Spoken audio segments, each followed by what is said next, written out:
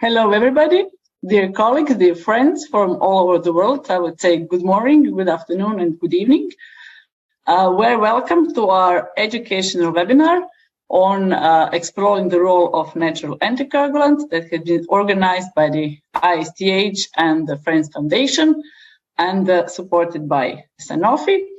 Very welcome. It's my pleasure that I have here with me today two distinguished experts in the field of hemophilia. These are Dr. Victor Jimenez Yuste, and he's head of hematology at La Paz University Hospital in Madrid, and also professor of hematology, and Dr. Carmen Escuriola. She's director of the Hemophilia Center Rhine-Main in Germany. And my name is Anna Boban. I'm head of Hemophilia Center in Zagreb, Croatia, and also professor of internal medicine. So during the next 1 hour, we are going to go through a couple of different topics. First, we're going to start with the balancing act. What do we know about the physiological role of natural anticoagulants? Then Dr. Victor Jimenez Yuste will tell us something about the current status and current findings of clinical trials involving inhibitors of natural anticoagulants. And in the end, Dr. Carmen Escuriola will tell us something about what can we expect at the present and the future, and what are the possible side effects of these new drugs. So at the end, I think we'll have enough time for a nice Q&A session. So please be active during this talk. We ask you to, So we ask you to put your questions in the Q&A session that you have on your screens, and also we'll have a couple of poll questions during the presentation, and we ask you to answer them. So I just skipped. These are our disclosures, and also the data that this symposium, you can get the CME credits if you just follow after the session. You just have to apply for it and fill in the evaluation paper. So please, let's start with some polling questions. We prepared 7 questions for you, and the idea is to answer them now and also have the possibility to answer them at the end of this webinar. So maybe you have found out that you have learned something new. So please, when you go and click on the poll, please scroll down because there are a couple of questions. First one is, do you know which anticoagulant directly inhibits thrombin? Then, which of the following is a potential advantage of rebalancing therapies that inhibit natural anticoagulants? Which of the rebalancing therapies in development works by using RNA inhibitor technology to inhibit antithrombin? In clinical trials of rebalancing therapies, how is the increased risk of thrombosis mitigated? Which of the following is or are true regarding rebalancing therapies? In case of bleed or surgery, additional administration of clotting factor concentrates in patients receiving rebalancing therapies. And please follow what's the end of the sentence. And that will be the questions. So to start, let's start with what do we know about the balancing act. So let's start with the definition of hemostasis and achieving balance in hemostasis. So we all know that hemostasis is a very complex process and a very dynamic process with the aim of stopping bleeding in case of injury of the blood vessel. And this process should be very tightly regulated and keeping the real good balance between procoagulant and anticoagulant factors, because we want the bleeding cessation to be very efficient, but on the other hand, not to have the process of thrombosis too abundant, to make clot and to stop blood flow in the injured vessel. So we have lots of procoagulant factors and anticoagulant factors that are working together in regulating the amount of thrombin. And we can see the thrombin is a central protein in hemostasis because he's the one that regulates directly activation of fibrinogen to fibrin, activation of factor 13 to make the really firm clot, But on the other hand, thrombin is also the one that is responsible for activation of anticoagulant process. And we know in hemophilia we have lack of thrombin genesis, and the thrombin genesis is something that we are following in the lab if we want to check the efficacy of some treatments. So I don't want to go into the details of very complex coagulation cascade because we don't have enough time. But just to remind you, there are three main phases of coagulation cascade. First one is initiation, that starts with exposure of tissue factor from the subendothelium to the proteins of the plasma, activation of factor 7 and factor 10, which then activate thrombin. Then is amplification phase when thrombin, by the positive feedback loop, is enhancing its production by activating kinase and proteobinase complex, and in the end, propagation or formation of huge amounts of thrombin, which will in the end end with the formation of the fibrin clot. But almost immediately after the procoagulant factors are activated, anticoagulant factors are activated as well. And there is also a huge number of proteins that are working together in also very complex and way. So here, just the main anticoagulant pathways that we'll speak most about today. The first one is tissue factor pathway inhibitor, antithrombin, and protein C or activated protein C. As you can see, they're all working on different stages of coagulation cascade. So the tissue factor pathway inhibitor is working at the very beginning of the coagulation cascade. Then antithrombin is directly inhibiting thrombin and factor 10A, and protein C that regulates the last of that regulates propagation phase by inhibiting kinase and proteobinase complexes.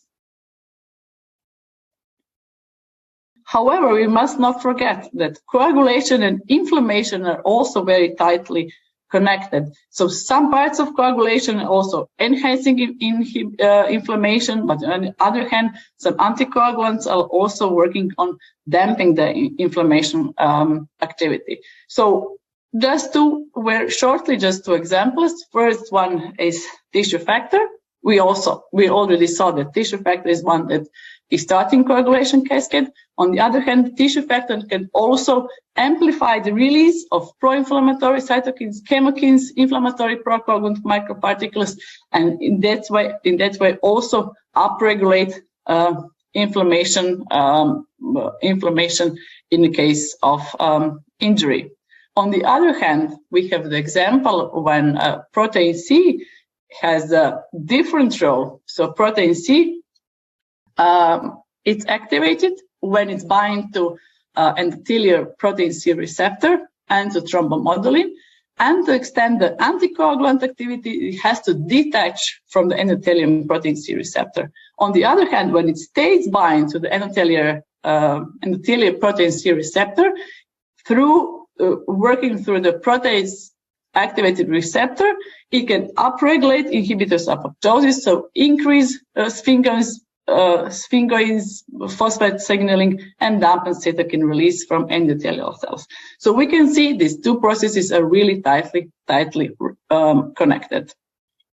But let's go back to hemostatic imbalance in hemophilia.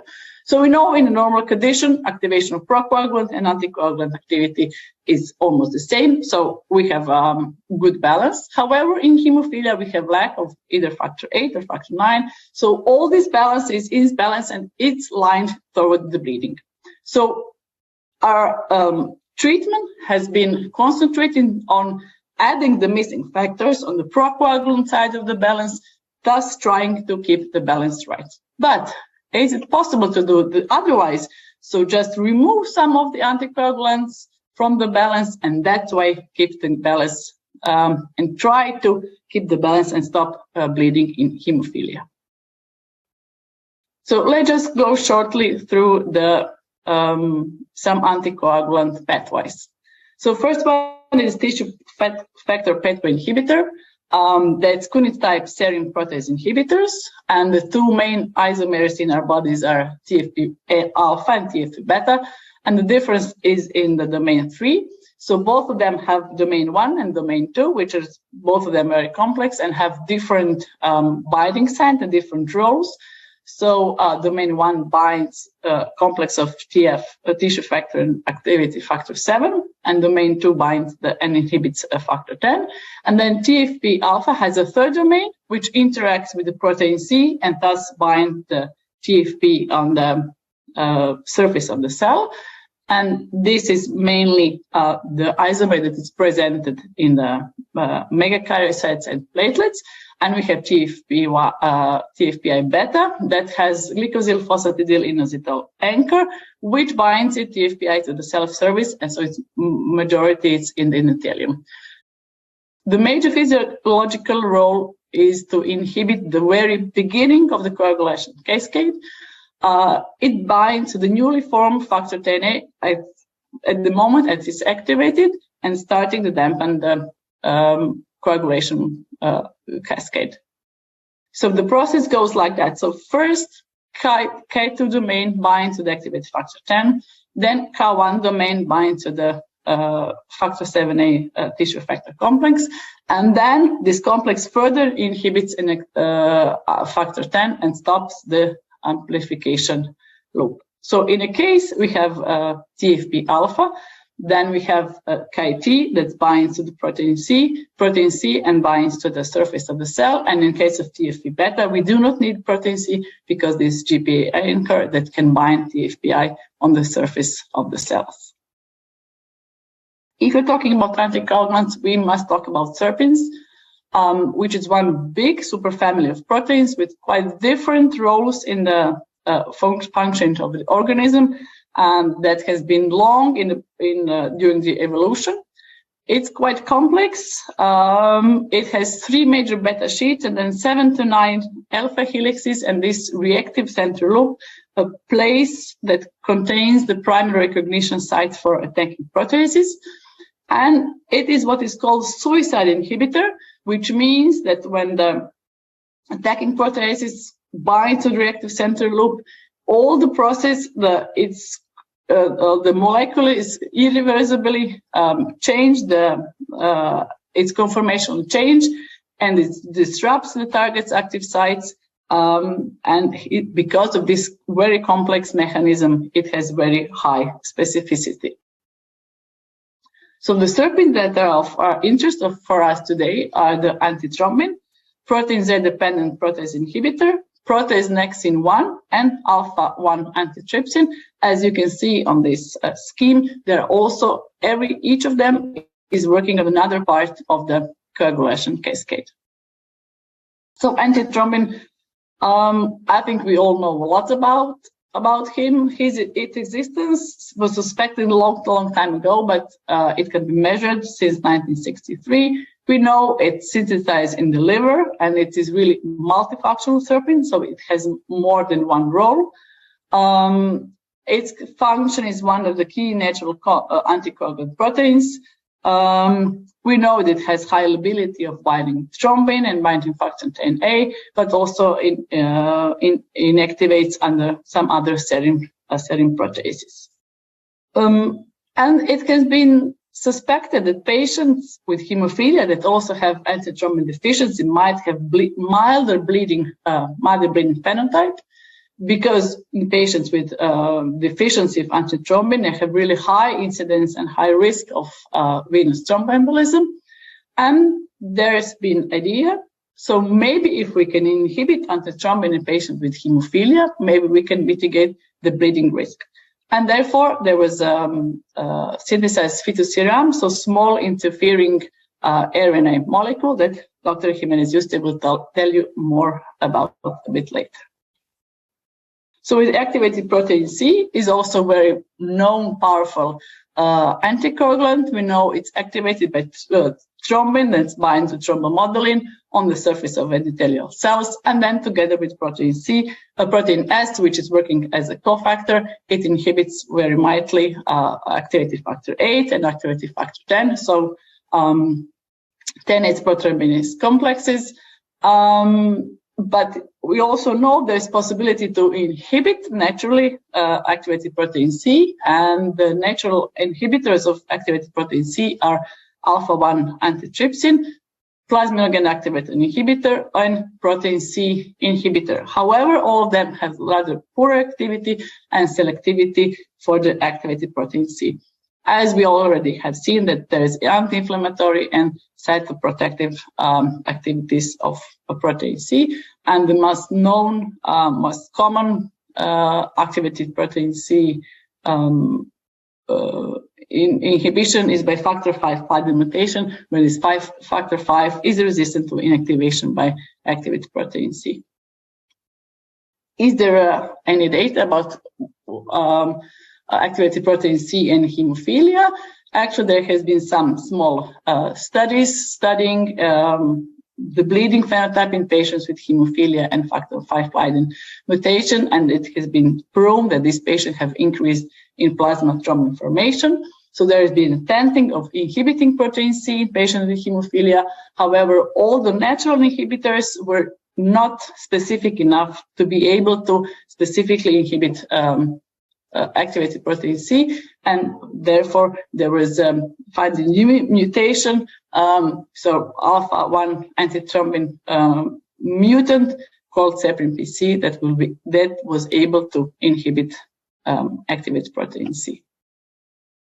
And another just two molecules that are not yet in a clinic, far away in the clinical phases, but still potential natural anticoagulants that could be used in the treatment of patients with hemophilia. One of them is protease nexin-1, PN1. That's also one SERPIN. It has been not be described for a long time because it doesn't circulate in plasma, but is present in the platelets, monocytes, and the vascular cells. And it is actually it's released from the platelet alpha granules after their activation. But it's quite powerful. It inhibits a broad range of serine proteases, and including very potent inhibitor, direct inhibitor of thrombin.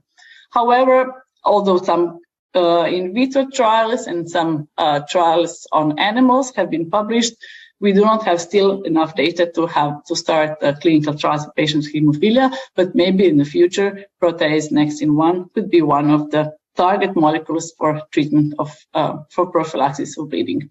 Another protein is protein Z, which has highly homology with the protein C and protein S, but it lacks enzymatic activity, and it is always bound to protein Z-dependent protease inhibitor.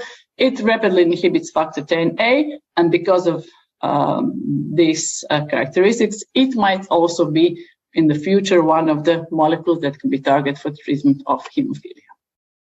So to conclude, so based on what we know about natural anticoagulants, there are several molecules that can be inhibited in order to enhance thrombin generation in patients with hemophilia. The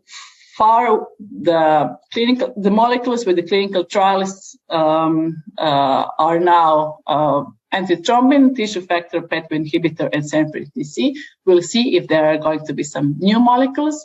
What will be advantages of this treatment, because they could be indicated for both hemophilia A and hemophilia B, regardless of the presence of inhibitors. There should be not too late of development of new inhibitors to these molecules, and because of their characteristics that can be administered subcutaneously. So thank you for the attention. And now I would like to invite Dr. Victor Jimenez Yuste to give us his presentation. Victor, please. Thank you. Thank you, Anna.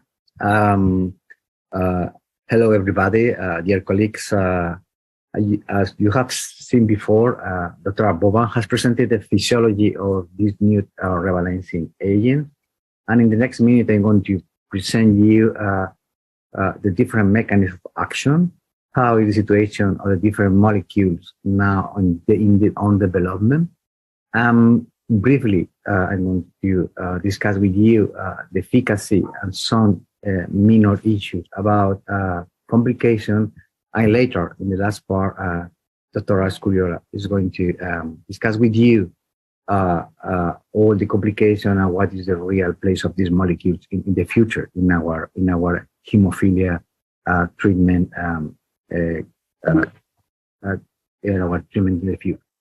So the concept of this new rebalancing agent is basically if we have patients with some breathing disorder that lack some of the procoagulation factors, if we are able to move this breathing tendency, working in the other side of this equilibrium that is trying to block by inhibition, by decrease the production of molecules that are unnatural anticoagulants, we are able again to maintain hemostasis. So based on that, they have been in developing different mechanisms of action. The first is molecules again anti-TFPI that have been presented before, how the structure, how it could work.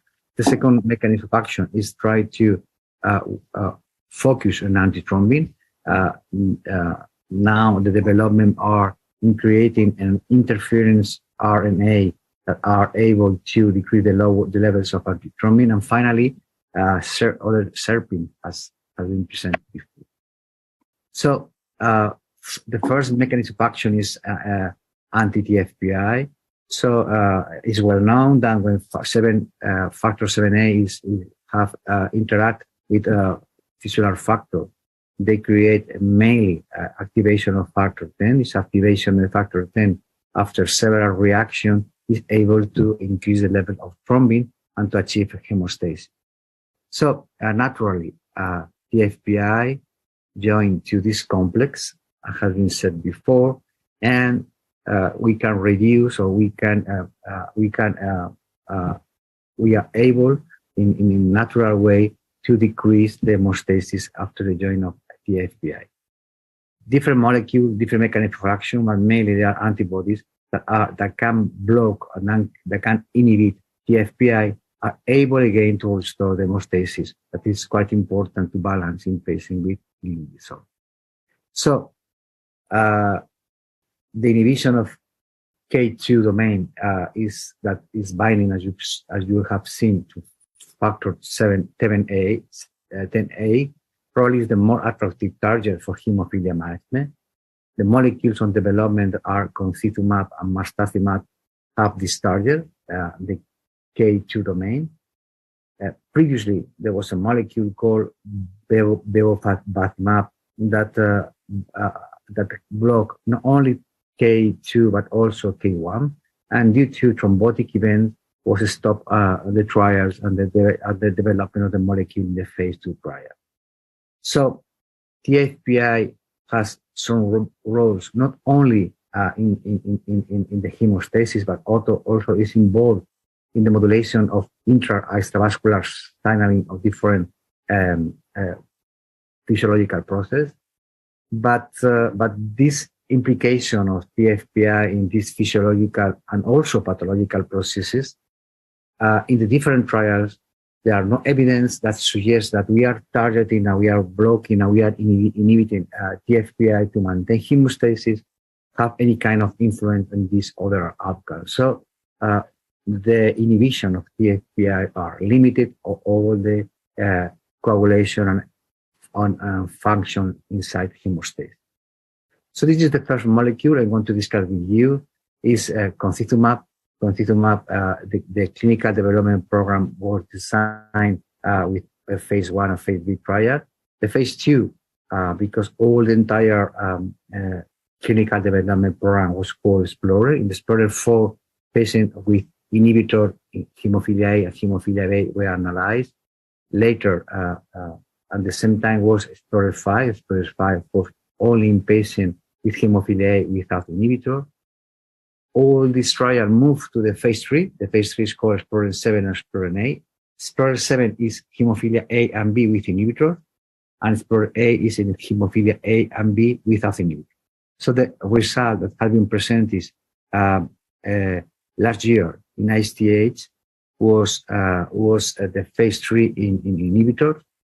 But when in the entire development program were analyzed, there was thrombotic event in 3 patients that at the same time, when were carefully analyzed, they have several risk factors. So the trial stopped in around March of 2020, but after this analysis was restarted in September 2020, with the restarting have a new dosing regime of the molecule, and also there was some guidance in the treatment of the breakthrough bleeding. So based on that, this is the result presented. This is the design of the trial. The most important is that there are 4 arms, but the key point is the comparison of arm 1 and 2. There are patients who came from on-demand with inhibitors, hemophilia A and B patients that were randomized in 2-to-1 to continue on-demand without prophylaxis or move to prophylaxis with continutumab. As I said, there was a new dosage regime. After the loading doses of 1 milligram per kilogram body weight, there was allocated to receive 0.2 milligram per kilogram. And after 4 weeks, there is a measuring the levels in the plasma, and it depends.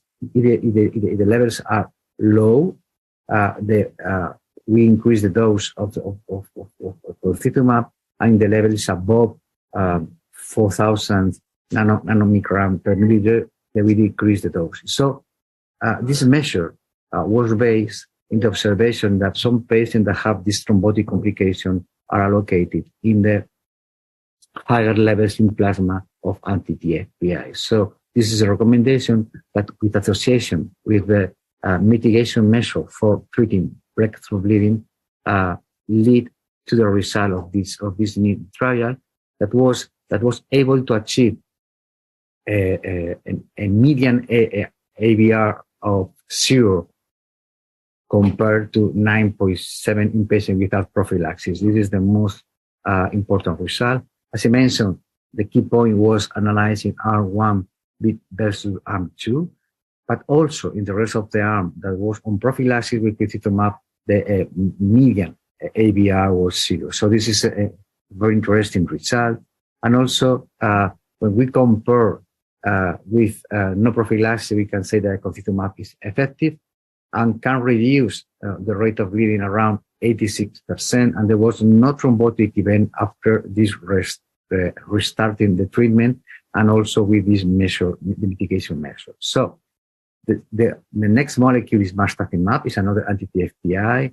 In that moment, after the development of phase 1B and phase 2, the phase 3 is ongoing. We have recently published the result of the phase 2, where we can see the different cohorts and with a very promising results in terms of efficacy. And of course, I have to mention that not thrombotic event described in the development of this molecule. The second one is fitusiran. Fitusiran, have you mentioned, antithrombin is one of the key, as you know, anticoagulant, natural anticoagulant in the coagulation that are able to control thrombin and factor 10 activated. In case of we have a bleeding disorder, the action of antithrombin, we don't have a normal production of thrombin. You have any kind of interference that fitusiran, we are able to restore again the coagulation.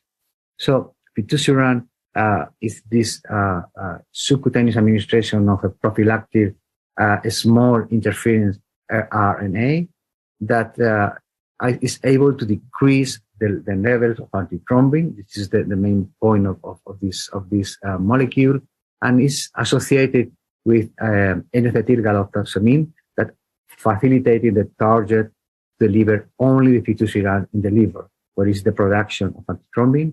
And so fitusiran use a natural mechanism to lower antithrombin levels. So this is the clinical development program with after phase 1 and phase 2 trial. There were 3 different phase 3 trials. One is called ATL inhibitor that use a standard dose of 80 milligrams of fitusiran compared with on-demand with a patient agent. The second is the phase 3 is the Atlas AB. Atlas B compare fitusiran with on-demand in patient with and without inhibitor.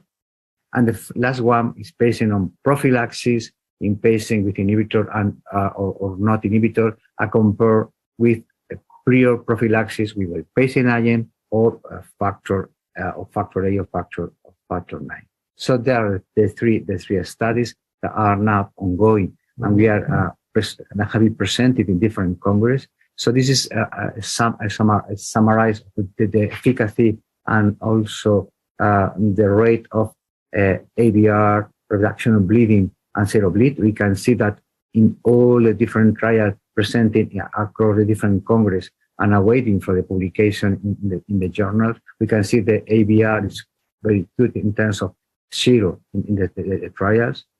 Also is able to reduce around 80% in the case of patient with inhibitor, and also in Atlas AB. In prophylaxis, the reduction is around 60%, and also the rate of zero bleed is between 50 and 60%. So the result is quite good. But also, again, we observed that there was a fatal thrombotic event in the phase 2 trial. So the trial was stopped. And when he restarted with only guidance in terms of mitigation measure for treating breakthrough bleeding. The trial continued, and there was not fatal suspected unconfirmed thrombosis event in 2 cases in the phase 3 trial. So again, there was a stop in the trial, and this trial resumed with implementation mainly in the dose of antithrombin and the dose reading use. So this is something that we need to analyze. And again, we have observed, like in concizumab, a new dose regime, and in this case is based on the levels of antithrombin in plasma. The target now is between 15 and 35%. So it started with a dose of 50 milligrams every 2 months, and according to the levels of antithrombin, the lower is quite low, the doses is decreased, and if the levels are higher, the doses is increased. So this mainly we have to wait the result of that in the future. So it's expected, or almost the investigator expected, that around 90% of the people with hemophilia will require either 0 or only 1 dose change in the participants. So this complex schedule of different doses, probably we are going to, or we wait that we expected that the patient have changed only 1 or almost 2 times in that. So the last part is something that Dr. Boban has presented about the role of serpins. There are different serpins of now in trials, in the preclinical studies. It looks like probably an inhibitor of activated protein C probably have the best profile for future intervention. But this is more or less the different drugs that are on development. So to conclude, a final consideration that I think that we have a new scenario in hemophilia and other bleeding disorders. This new rebalancing therapy, I think that open, we have a new way to treat our patient. Probably we are not expecting this kind of peak and trough. They maintain a continuous hemostasis, because also have demonstrated that they have efficacy excellent in terms of the different type of hemophilia A and B, with and without inhibitor. And also, as having mentioned, probably it will be a very good opportunity for other severe bleeding disorder. And finally, and it's something that we will discuss later, you have seen more of the trial have to be implemented with different risk mitigation measures, and also most of the agents have to change the therapeutic regime, mainly due to thrombotic complications, or something that we have to expect in the future, how it works with a new measure. So thank you very much for your attention, and now I think it's time that Dr. Escuriola discuss with us about this implication in the present and future, mainly due to this kind of complications associated with the drug.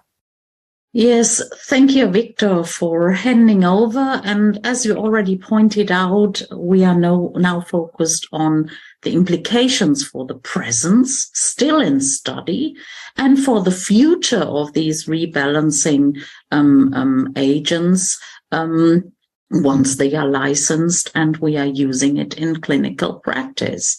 So the goal of this presentation is to discuss with you the potential benefits, the challenges, and the challenges are here to find the right dose to prevent complications, serious complications, particularly the risk of thrombosis. And I would like to focus on the two agents, fitusiran, a small interference RNA, as well as concizumab, because here we have the longest and vastest experience. Well, as already pointed out by Anna and also by Victor, we know that we have a severe disturbance of hemostatic balance in patients, particularly with a severe hemophilia. And the question is, does this rebalancing therapy, such as fitusiran or concizumab, really fully rebalance hemostasis? And what we can say is, well, it rebalances, it improves hemostasis, but only partially. We do not observe a fully normalized hemostasis in these patients, and experiments in animals, here mice and rabbits, suggest about a 20% factor rate equivalence for fitusiran as well as concizumab. So in conclusion, for not fully improving hemostasis, we have to face the fact that patients might bleed, that patients, once they undergo surgery, have to be treated with additional agents such as factor VIII, factor IX, or bypassing agents in case of inhibitor patients. We also have learned, and these are the real benefits, that all these agents work in both hemophilia A and B, with or without inhibitors, but they also have the advantage, since they rebalance hemostasis without targeting particularly or mimicking neither factor VIII nor factor IX, they also have the advantage that they can be used in other rare clotting factor deficiency, for example, in severe factor 5, 7, and 10 deficient patients. We know they are really very rare cases, but once they are severely affected, it is quite difficult to offer a sufficient prophylactic approach. This is particularly true for patients with a factor 9, with a factor 5 and 10 deficiency. The other advantage is that, in contrast to the classical substitution therapy, we have not a peak and a trough. We have a continuous bleed protection. So the patient has not to adapt his physical activity to peaks, and he can have a more independent lifestyle, which surely leads to a higher quality of life of these patients. So when we are talking about efficacy, we can really say, and this has been broadly presented by Victor, that both fitusiran and concizumab were highly effective in preventing bleed. This is true for the ABR as well as the percentage of patients achieving 0 bleeds with this agent. From the patient perspective, this is really highly appreciated, but patients also appreciate the fact that they do not have to use intravenous injections. We, the doctors, we have not to use central venous lines in those patients. So they can do subcutaneous injections in some cases, such as in fitusiran, in very wide application intervals, which are 4 weekly, in concizumab injection pens, which ensure a very low or less painful injection can be used. And of course, since we are talking about recombinant products, there's absolutely no risk of transfusion-transmitted infections. Nevertheless, as already pointed out, we are not able to fully rebalance hemostasis. So in case of additional treatment, or potentially in case of overdosing, Victor already pointed out that patients with very high levels of concizumab were more likely to develop thrombotic events. And then we also have patients when they are treated with conventional doses of fitusiran that they impose with extremely low antithrombin levels, which really makes us a huge fear. And here is the question, how to deal with that. So the thrombotic events, both in fitusiran, concizumab, have been pointed out and have been shown by Victor already. And the question is how to mitigate these thrombotic complications with both agents. Well, the first step is to revisit the dosing schedule. I already mentioned that there are some patients who really strongly respond to the standard 80 milligram monthly doses of fitusiran, who strongly respond with extremely low antithrombin levels. Extremely low antithrombin levels are levels less than 35%, but there were even patients who had almost no measurable antithrombin at all. So in conclusion to that, and after having observed thrombotic complications, a new dosing strategy is proposed now. So the dosing of fitusiran is adapted according to the antithrombin levels. So the target antithrombin levels should range between 15 and 35%. We are still talking about procedures which are still done within studies. So in conclusion, patients start with a lower dose, namely 50 milligram fitusiran per month now. And if the peak antithrombin levels are still above 35%, then they switch to an 80 milligram dose per month. The others remain within the 50 milligram dose. A dose adjustment has already been done in the concizumab studies. Victor already presented this. So after the loading dose of 1 milligram per kilogram, maintenance dose of 0.2 milligram per kilogram per day is done. And after week 4, the plasma concizumab concentration is measured. And according to this plasma concizumab level, it is decided to increase the dose or to decrease the dose, whatever the concizumab concentration says.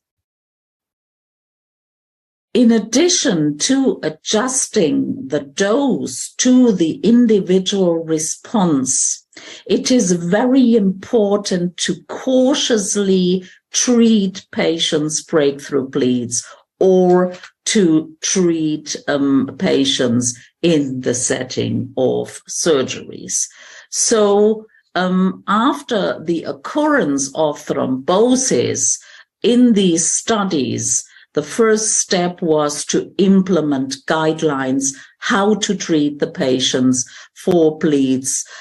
This refers, of course, to factor 8, to factor 9, or to bypassing agents. And you can see in both the Atlas study with fitusiran and the Explorer studies with concizumab, very low doses at preferably low intervals are proposed and are administered. If we look at a preliminary evaluation, how was the outcome when using these low doses? A satisfactory hemostasis was achieved in 60%, which is not that high and which might be a problem potentially for severe bleeds in order to control those bleeds. So beyond the lower doses of clotting factor concentrates, we also should work closely together with the patient. So once the patient experiences a bleed, the close contact to a highly experienced hemophilia treatment center is necessary in order to decide whether this patient needs higher or repetitive doses in his bleeding event. What we have to state is, since these revised guidelines to treat bleeds occurred, no thrombotic event occurred. This can be seen here for the concizumab study. You can see that there was no thromboembolic event after treatment restart, means adaptation of the dose, as well as a cautious treatment in case of breakthrough bleeds. And when we look at the fitusiran study, we see 2 cases of thrombotic events. This was one cerebrovascular accident and one thrombotic event on the papilla of the left eye. However, what we also have to admit that in one case of these thrombotic events, the patient already had a history of a DVT before he was included in this study. And this shows us that it is extremely important to cautiously select the patients who are appropriate for such a treatment. In addition to the thrombotic events, it has been observed that about 25% of patients being treated with fitusiran presented a significant elevation of transaminases or above the 3-fold upper level of normal. However, this was not associated with a severe liver function impairment. This was more observed in those patients who had a history of a liver disease, here in this case, the history of a HCV infection and the higher dose. And if we look at the molecule itself, fitusiran targets the liver cell, and this might be an explanation that this might be this might interfere, particularly when it is dosed at very high doses and patients who already had some problems with their liver.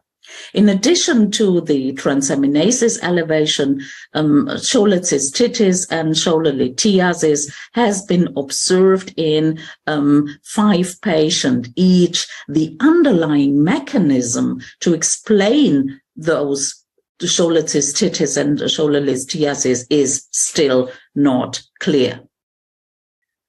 In addition to the fact of the risk of thrombotic complications, rebalancing therapies also challenges us and our lab.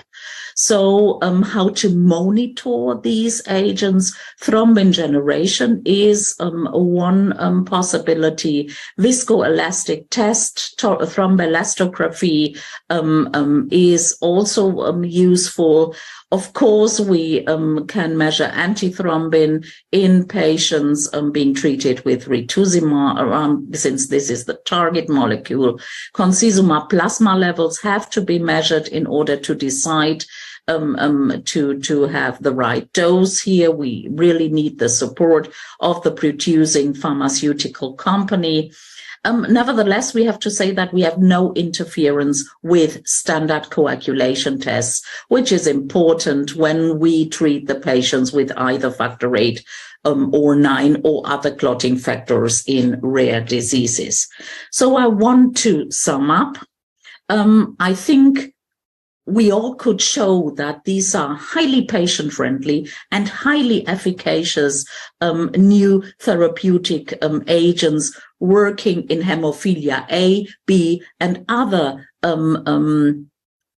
severe rare bleeding disorders. However, we really have to be mindful and careful when using these therapies. This refers to the right dose. This refers to the treatment of breakthrough bleeds, and this also refers to the patient selection. So patient selection and careful education of the patient is really needed to get an efficacious and safe outcome when using these drugs in the future. And with that, I would like to hand over to Anna again. Thank you, Carmen, and thank you, Victor, for excellent presentations. I think we all learn a lot about new possibilities and new molecules in treating and prophylaxis in patients with both hemophilia A and hemophilia B. So at the beginning of the Q&A session, I would like to invite you all to revisit our session questions on the poll, and please, you have all the questions that were there on the beginning of the presentation. So now maybe you can answer again, and maybe at the end we'll see if there is any difference or whether if there was something that you have learned during this webinar. So I do not see any questions in the Q&A. Please, if you have any questions, we have some excellent experts in hemophilia here, and please use them and ask them any questions you would like to know about these new drugs. But in the meantime, while we are waiting for the questions, so I have one question for Victor. So as we know, we always like to measure something, because if we have a number that we are like sure that something is working, and with this new drug, we have concentration of antithrombin, we have concentration of concizumab, but how do you see in the future that we will use these numbers when we are going to treat our patients? Do we have just one data, or we do it again, or we have side effects, if we have bleeding, if we have thrombosis? What can we measure? Yeah, it's a very good question. It's a very good question. Probably we can split the two mechanisms of action in terms of pituitary. Probably we are able to measure in a local way the levels of antithrombin. So it's probably more easy because we are doing every day for our patient with prothrombotic state and another condition. So after outside the clinical trial, probably in the future, we have this drug in our armamentarium. Probably we can control based on this level. So I hope that there will be a tremendous individualization of doses.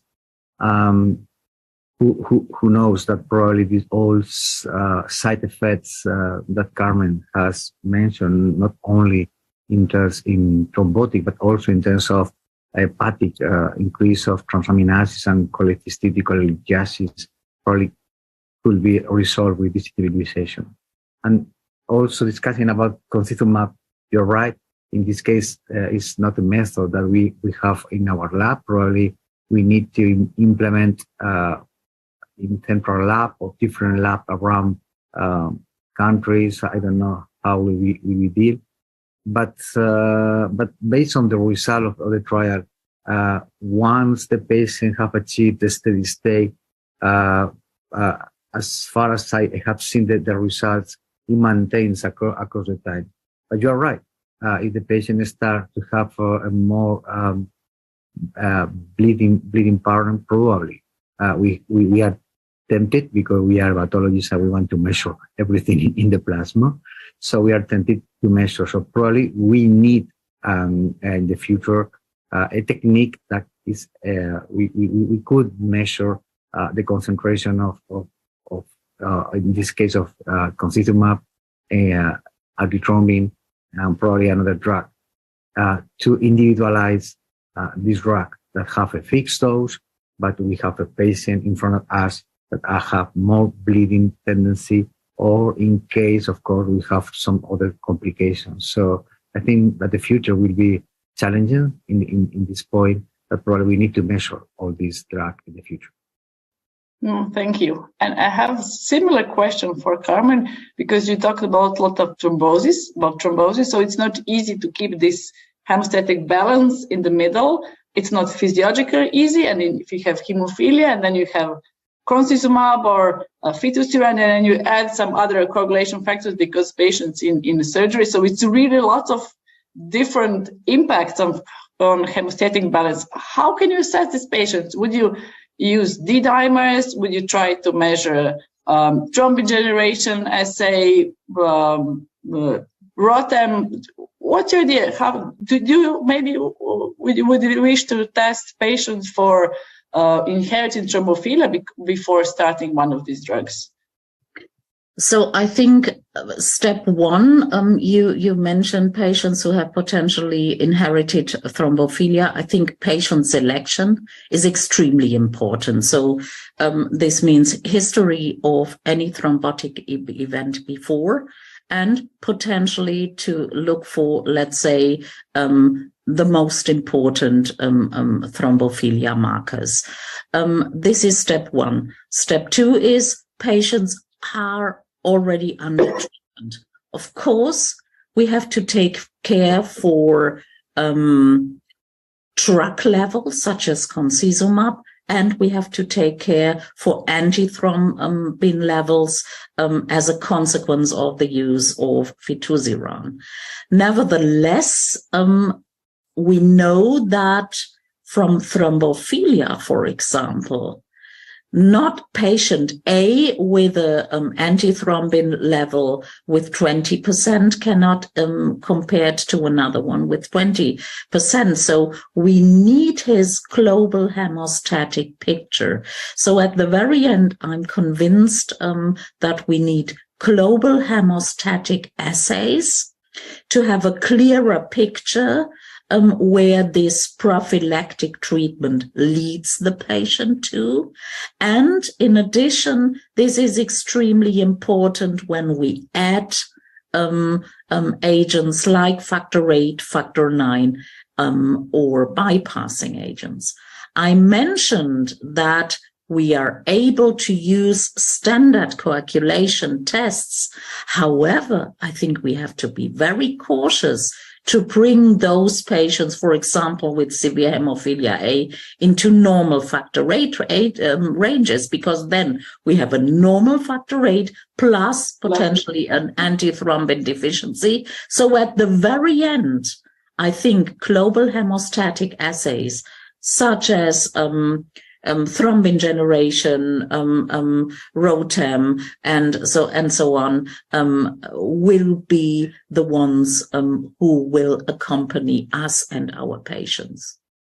Thank you. We have one patient question from the chat. It says, how do you measure the concizumab levels? And Victor also already, I think, answered that it's possible just by the pharma industry, right? So at the moment, generally coagulation laboratories do not measure the concentration of concizumab, but we'll see what will happen in the future. And I have a question for you both. With all these non-factor treatment therapies, how does one choose one product over another for a patient? So tricky question for you. It's a very tricky is the very tricky and it's very difficult to answer.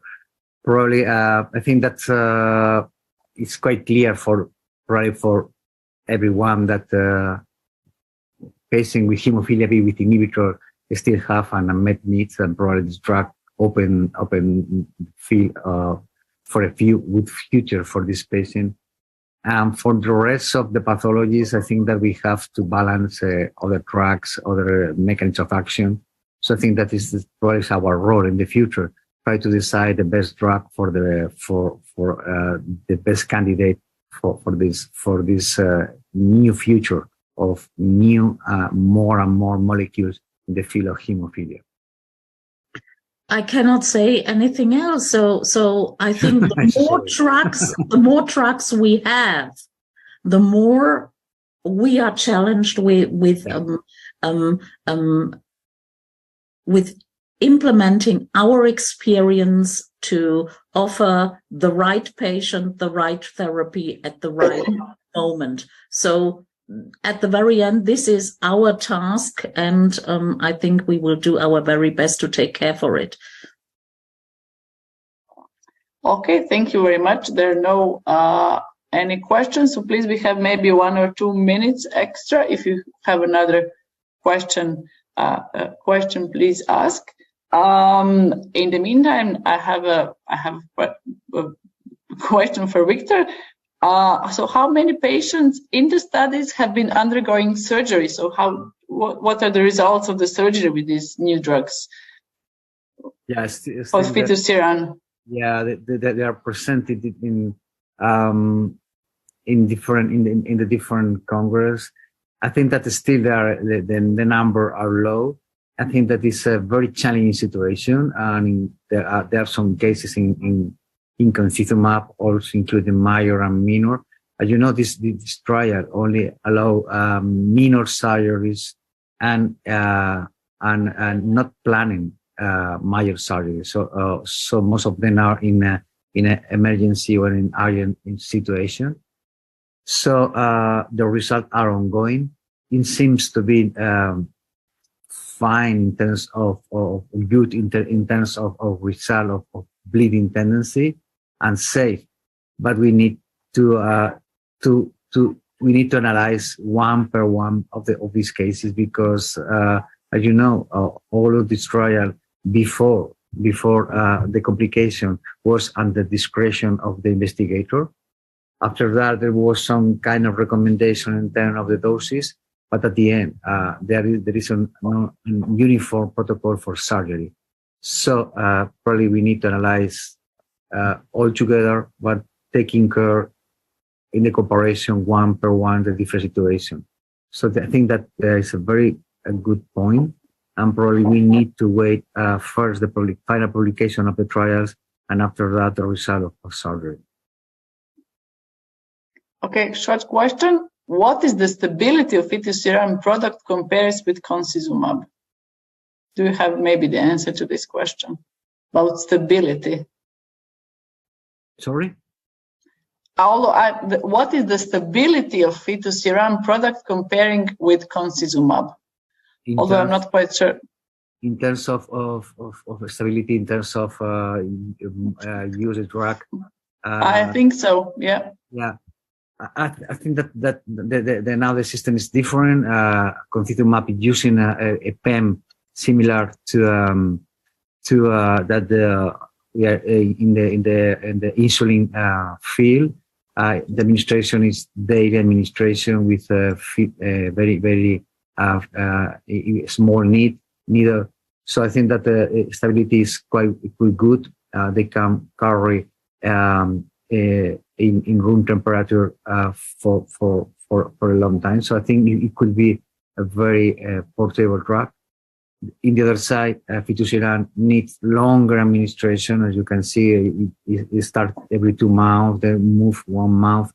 In this case, there is not a pen, and the stability per here might be a storage in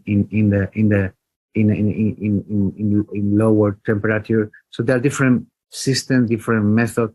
One is need daily administration, but with a better system and a better stability. The other administration is longer, one per month in most of the cases, and they are not maintaining room temperature. So different system of administration at the same time. Both of them subcutaneously, of course. Okay, thank you. And now we have the results from your poll questions. And let's see whether you have learned something. So which anticoagulant directly inhibits thrombin? So this was different answers at the beginning, and afterwards 36% says protease nexin 1, which is the correct answer, and TFPI doesn't directly inhibit thrombin, but the tissue factor 7 and factor 10 complex. Next, please. Which of the following is a potential advantage of rebalancing therapies that inhibit natural anticoagulants? Of course, they can be used in hemophilia A and hemophilia B, regardless of presence of inhibitors, which majority of our participants already knew. Next, please. Which of the rebalancing therapies in development is using small interference RNA technology to inhibit antithrombin? That's fitusiran. Thank you. That's a very good answer. In clinical trials of rebalancing therapies, how is it increased? The risk of thrombosis mitigated by decreased initial dose with escalation if needed. Yes, everybody, vast majority, answered correctly to this question. Next, please. Which of the following are true regarding rebalancing therapies? So they can be used for prophylaxis in hemophilia A and B without inhibitors. So slightly more than 55%. They do not, unfortunately, they do not fully normalize hemostasis, and they do not directly substitute for missing decrease of clotting factors, although they're doing in favor of substitution. Thank you. Next, please. And the last one. In case of bleed surgery, additional administration of clotting factor concentrates in patients receiving rebalancing treatments can induce thrombotic complications when used at high doses. 75% of you have answered correctly. Thank you. So with this, I would like to close this webinar. I think we heard a lot, we learned a lot, we had a very nice discussion, and we are looking forward to the future results of using these molecules in for the clinical trials and afterwards in the clinical life. Thank you and have a nice day.